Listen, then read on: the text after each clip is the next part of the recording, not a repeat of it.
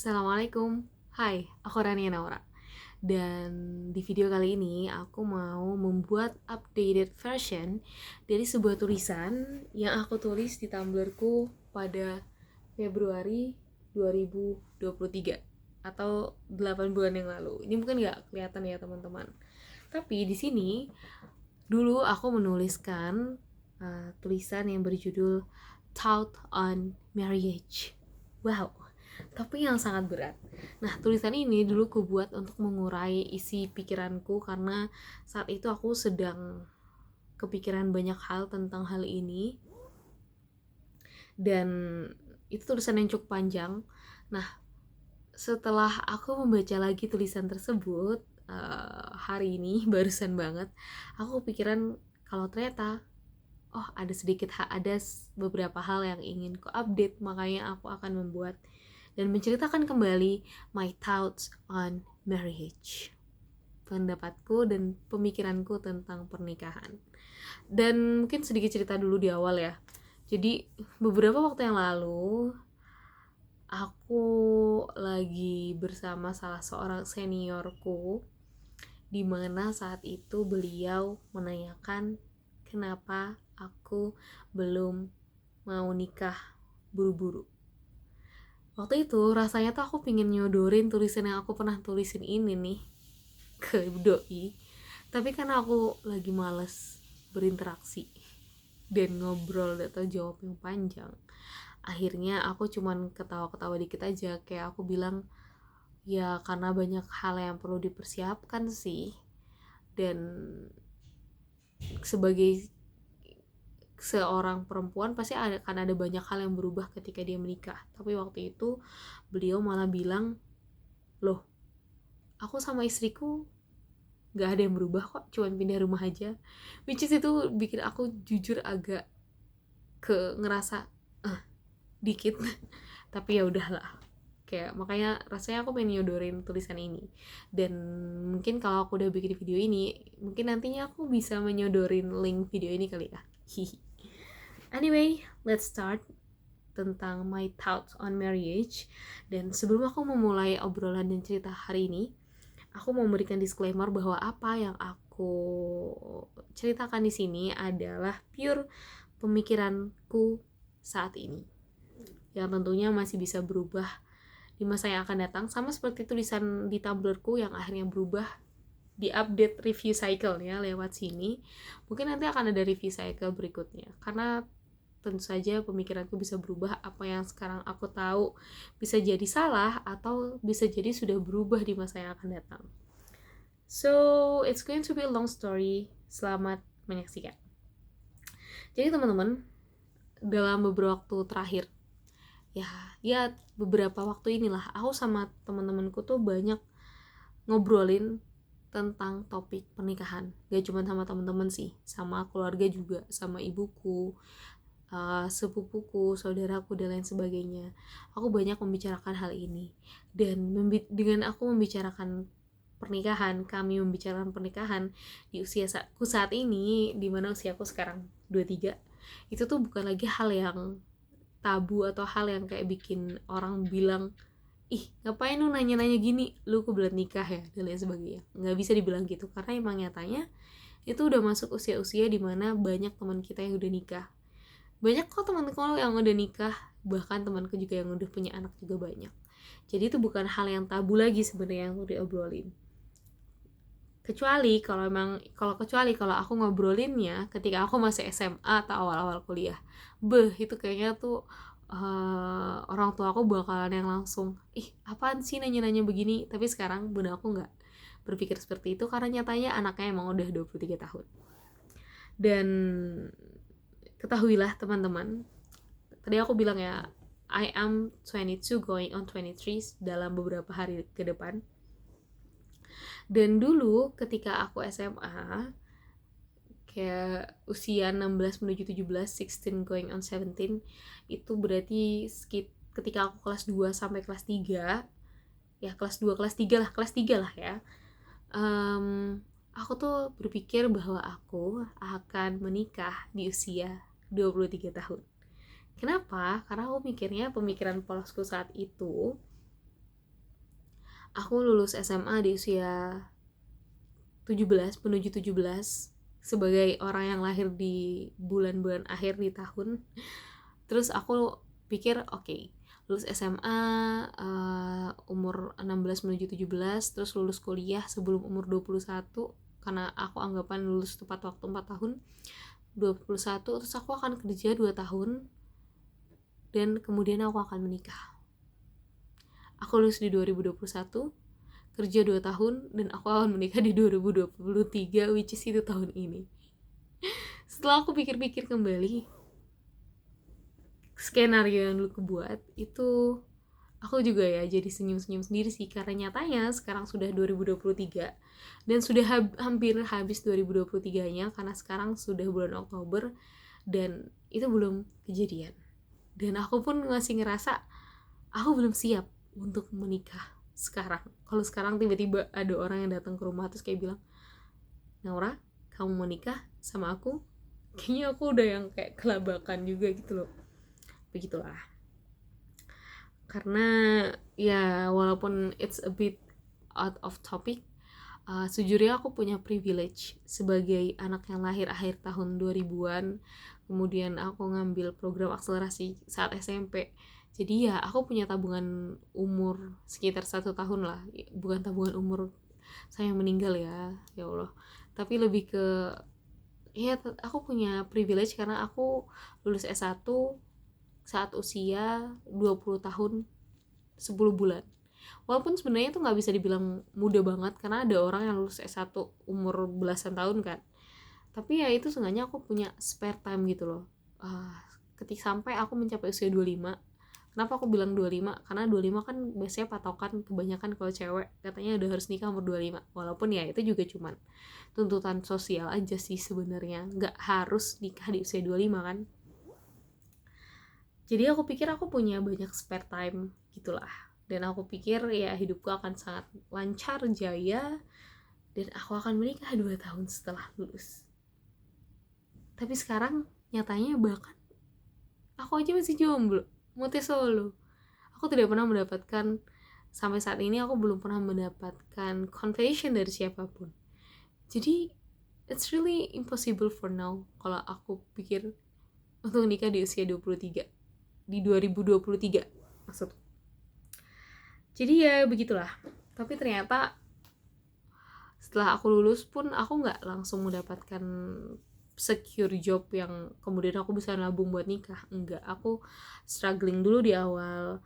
Kemudian ternyata ada banyak hal yang terjadi di hidupku setelah aku usia 18 tahun yang akhirnya mengubah pilihan-pilihan hidupku dan mengubah plan-planku, yang akhirnya bikin aku sadar juga kalau ternyata wow, marriage is not that easy. Nikah gak semudah itu, guys. Seenggaknya buatku ya, tapi aku yakin banyak orang yang sadar kalau menikah itu gak semudah itu. Jadi ya, sebagai disclaimer kembali, apa yang aku sampaikan di sini tuh bukan sebuah kampanye buat ngelarang teman-teman nikah muda. Kalau teman-teman mau nikah muda itu nggak apa-apa, tapi it applies to my life. Karena kan ada juga orang-orang yang udah nikah ketika kuliah tapi juga bisa tetap menyelesaikan kewajibannya sebagai mahasiswa, itu juga banyak dan itu keren banget, apalagi ibu-ibu yang sudah menjadi S1 dan juga S3, S3. Kalian keren. Nah, balik lagi ya, kembali ke bahasan tentang pernikahan. Menurutku ada banyak aspek yang menyusunnya, ada banyak hal yang harus dipersiapkan dan hal-hal penting yang kudu dipelajarin sebelum menikah.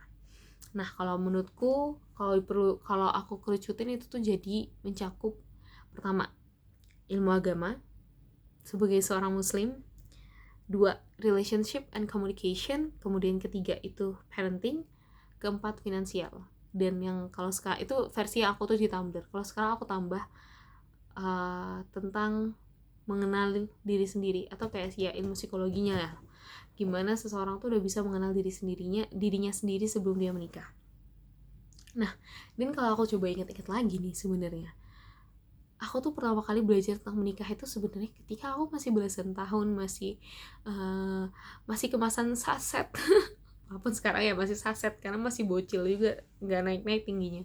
Tapi dulu aku belajar tentang pernikahan pertama kali ketika SMA lewat bab fikih, karena aku belajar fikih itu sampai fikih munakahat di kitab Minhajul Muslim, yang mana yang justru berkesan buatku waktu itu tentang bab fikih munakahat itu adalah tentang perceraian, guys, tentang talak dan lain sebagainya. Dan itu pertama kali aku berpikir kalau wow, menikah itu tidak mudah. Kemudian dulu juga waktu SMA aku ada yang namanya kajian nisaiyah, di mana di kajian nisaiyah ini kajian yang khusus perempuan, dan itu kajiannya itu ada di berjenjang gitu, dari ketika masuk pertama kali kelas 7 SMP sampai kelas 12 SMA, di mana materinya itu dia berjenjang juga. Kalau kelas 7 materinya itu banyak tentang toharoh, bersuci, karena kan masih anak-anak unyu-unyu gitu, baru lulus SD, masih bocil-bocil gemoy yang tiba-tiba mereka harus hidup mandiri, dan mungkin gak semuanya sudah diajarkan oleh orang tuanya gimana cara nyuci, gimana cara pasang spray, gimana sih cara berpakaian yang rapi dan lain sebagainya. Itu banyak diajarkan di kelas 7. Sementara ketika makin tinggi jenjangnya, ya materinya juga semakin berat. Karena ketika kelas 12 aku mulai belajar tentang pernikahan di kajian nisaiyah bersama ustadzahku. Dan di situ kita banyak belajar tentang fikih menikah, kemudian tentang bagaimana mengurus anak, bagaimana menjadi seorang istri, bagaimana bahkan aku ingat dulu kita belajar cara memandikan bayi. Karena menurut ustadzahku waktu itu, ustadzah ingin mempersiapkan santri-santrinya. Yes, aku anak pondok. I'm proud to be a santri. Ustadzah ingin mempersiapkan santri-santrinya, santriwatinya untuk siap ke jenjang pernikahan, karena kita nggak pernah tahu jodohnya itu datang kapan. Bisa jadi ya lama setelah lulus SMA, tapi bisa juga jodohnya datang langsung setelah lulus. Jadi ya ustadzah ingin mempersiapkan kita, seenggaknya kita udah pernah belajar tentang hal itu dan nggak awam banget. Kita udah mempersiapkan diri untuk menjadi seorang istri dan ibu. Nah, aku kan tadi udah bilang kalau aku pernah belajar pertama kali belajar tentang pernikahan itu ketika SMA di pondok. Tapi ternyata setelah belajar tentang pernikahan itu di pondok selama 3 tahun, itu gak serta-merta membuat aku siap menikah setelah lulus pondok.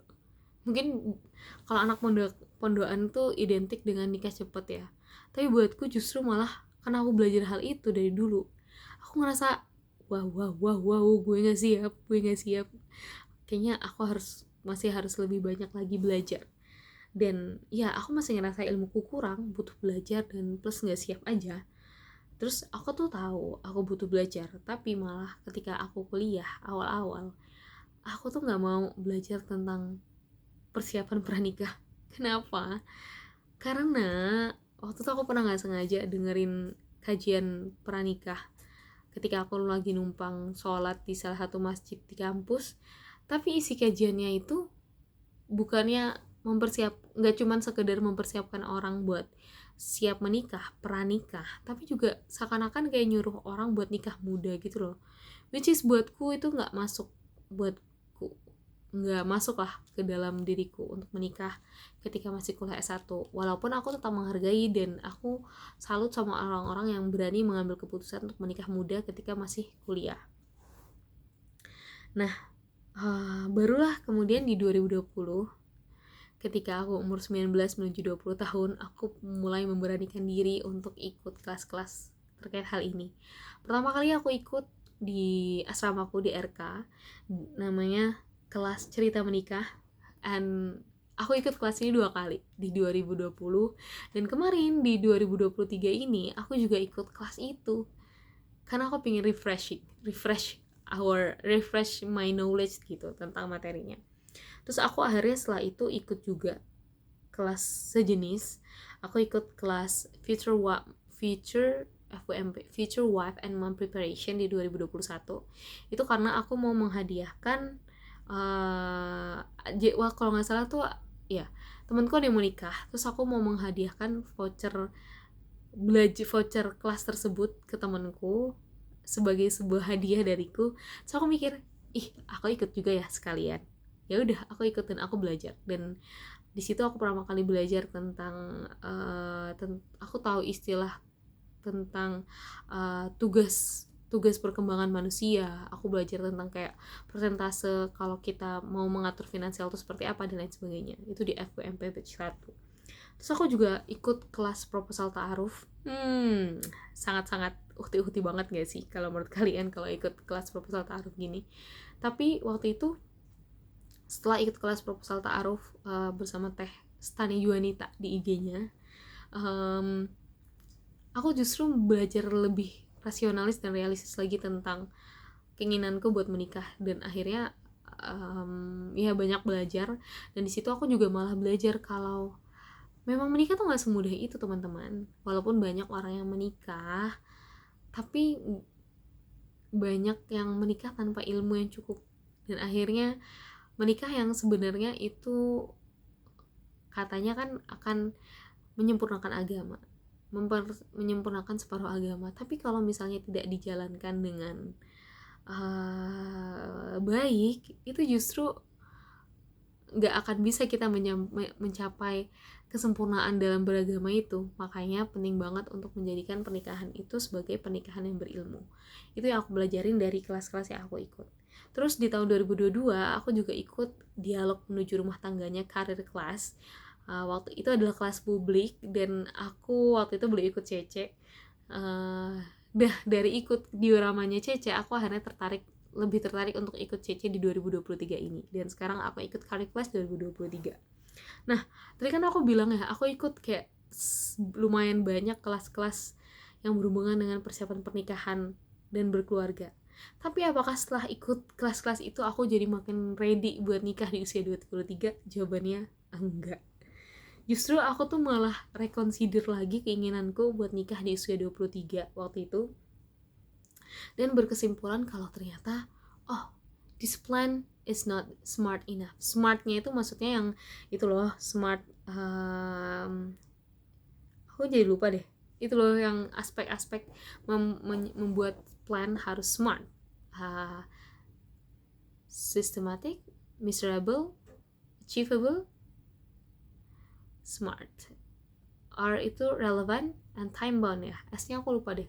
Pokoknya itulah plan yang smart. Menurutku ketika itu aku putuskan di 2021 atau 2022 ya. Aku pikir kalau gue nikah umur 23 di 2023 itu gak smart banget sih. Karena ibaratnya nih, setelah aku ikut kelas-kelas persiapan pernikahan tersebut, aku kan jadi tahu kira-kira gapku tuh ada di mana sih dengan sosok ideal, targetku, bare minimumku nih.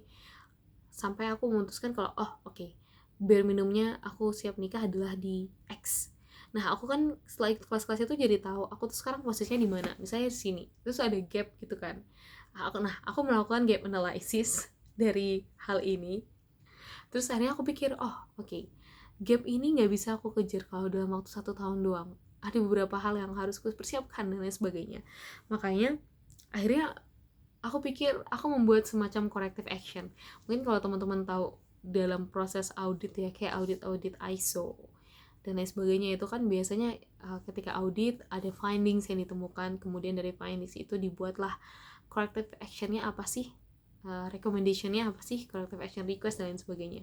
Nah, dan biasanya di corrective action tuh juga ada due date-nya kan, kapan sih corrective action ini harus diselesaikan untuk akhirnya kita bisa memenuhi dan menyelesaikan findings audit tersebut. Nah, itu hal yang sama yang kulakukan dengan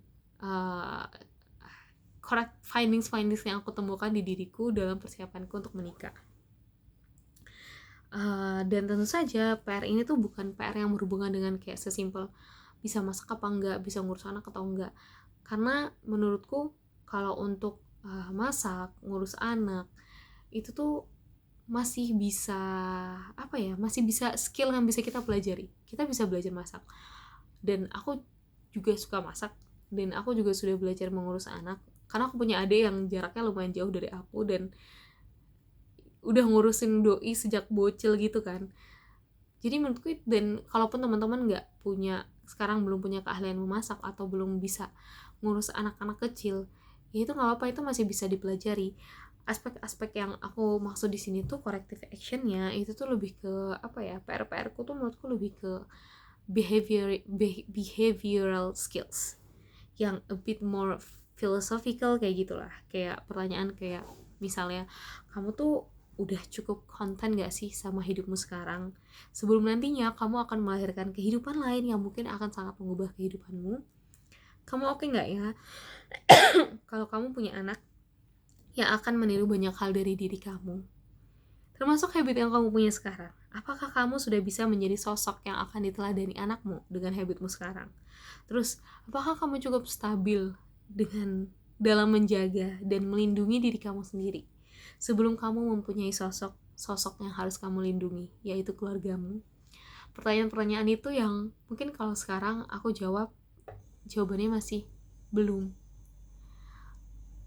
Makanya aku bilang ada banyak PR yang harus kuselesaikan terlebih dahulu. Karena misalnya satu, terkait habit ya. Anaknya itu tuh kan peniru yang sangat hebat ya. Dan tentunya secara sadar nggak sadar yang sosok yang akan ditiru adalah sosok terdekatnya, yaitu orang tuanya. Jadi kebayang nggak sih kalau kita tuh pingin anak kita suka baca, anak kita suka olahraga, tapi nyatanya orang tuanya mager dan sukanya rebahan mulu. Itu kan kayaknya akan sangat sulit untuk dilakukan. Karena yang namanya habit keluarga, family habit itu tuh bener-bener ngaruh banget loh sampai dewasa. Buktinya banyak kan orang-orang yang mungkin, bahkan aku deh, contohnya aku aja deh, aku dari kecil diajarin untuk beresin baju deh misalnya, sampai sekarang aku masih suka diomelin tuh kadang sama ibuku karena aku kurang rapi atau aku suka lupa nutup pintu lemari, padahal itu tuh udah diajarin. Yang diajarin aja bisa lupa, apalagi yang nggak diajarin dan tanpa sadar terbangun menjadi sebuah habit sampai kita dewasa, dan itu nggak bisa ujuk-ujuk diubah kan. Makanya I need more time untuk mengubah beberapa hal dari dalam diriku. Jadi intinya itulah, anak itu akan banyak meniru orang tuanya. Jadi aku masih sekarang berusaha untuk seenggaknya, walaupun gak akan mungkin menjadi ibu yang sempurna banget, karena gak ada yang sempurna di dunia ini, seenggaknya aku bisa meminimalisir dan memanage diriku supaya anak-anakku meniru hal yang baik saja dari diriku. Terus ya walaupun ya pada akhirnya aku juga gak bisa 100% memastikan bahwa anakku akan menjadi akan menjadi seperti yang aku mau, ya nggak apa-apa, karena kan memang seenggaknya aku tuh nggak pingin anak-anakku nantinya tuh mengalami kesulitan dalam proses tumbuhnya karena pola asuh yang aku berikan sebagai orang tuanya. Makanya yang aku lakukan sebelum menikah sekarang adalah memperbaiki diriku dan mengejar corrective actionku, karena itu variabel yang sekarang bisa ku otak-atik. Aku mau ngotak-ngatik pasangannya, si ayahnya anak-anak udah kayak apa aja, mau ngotak-ngatik future partner pun belum ada kan, nggak bisa ku otak-atik berarti variabelnya. Yang bisa ku otak-atik adalah diriku sendiri, variabelku sendiri, karena aku ingin menjadi madrasatul ula, seorang ibu yang benar-benar jadi madrasatul ula bagi anak-anaknya, dengan tentunya ayahnya sebagai kepala sekolahnya. Gitu teman-teman. Intinya untuk saat ini sepertinya masih harus mengejar corrective action untuk mengejar gap yang ada dengan tadi bare minimum yang aku buat. Tapi tentunya bare minimumnya itu juga ada due date-nya juga lah, nggak yang kayak, soalnya kalau misalnya nggak ada due date ntar aku mundur-mundur terus orang nanya kan, terus kapan siapnya lu nikah. Makanya untuk berusaha nggak menjadikan alasan nggak siap itu tadi menjadi berujung nggak siap mulu, aku bikin due date, yang mana aku coba bikin due date itu sesmart mungkin, terutama untuk hal-hal major findings yang aku temukan dalam diriku, habit dan lain sebagainya. Itulah. Nah soalnya selain itu juga doinya belum ada. Kepala sekolah, ibaratnya aku mau bikin kepala sekolah nih kan, bikin sekolah, kan sekolah nih sebelum buka pendaftaran buat murid-murid harus siapin kurikulum, guru-gurunya, program-programnya apa aja. Nah itu kan takes time. Nah sekarang itu yang aku sedang lakukan. Belum dapet sih kepala sekolahnya, tapi seenggaknya aku udah bisa nyicil dulu dari mempersiapkan fasilitas sekolahnya, nyicil kurikulumnya dan lain sebagainya. And anyway, sebagai penutup, aku mau ngasih sedikit ucapan buat future partnerku. Aduh malu banget sih bikin kayak gini, tapi nggak apa-apa. So dear my future partner, ya pokoknya siapapun kamu nanti, entah sekarang tuh kita udah pernah ketemu sebelumnya atau belum. Aku berharap sih udah pernah ketemu ya, karena aku yang introvert ini kayaknya akan sulit untuk bertemu orang baru ya. Tapi ya itu ya, I don't know, aku kan belum tahu kamu siapa, kita pernah ketemu sebelumnya atau belum. Semoga sebagaimana aku yang sedang berusaha mempersiapkan diri dan memantaskan diri, kamu juga sedang melakukan hal yang sama untuk nanti kamu aku rekrut sebagai kepala sekolah di sekolahku. Bercanda ya. Intinya semoga kita bisa menikah dalam pernikahan yang berilmu. Dan buat future children nanti, dear my future children, now I'm trying hard to love and prepare myself, so when you come to me in the future, I will embrace and love you with a full heart, with a self that already prepared enough to have you in my life. Bismillah. Sedikit random malam ini. Aku gak tahu apakah nantinya aku akan menyesali, dan jujur ini aku malu sih. Sebenarnya aku malu. Aku malu kalau ada orang-orang yang menonton ini. Tapi ya sudah, ini kan menjadi salah satu caraku untuk orang-orang tahu apa yang ada di pikiranku. Jadi ya, bagi para penonton, terima kasih sudah menyaksikan. Semoga ada sesuatu yang bisa kalian ambil selain mendengar cuap-cuapku. Terima kasih. Assalamualaikum. Dadah.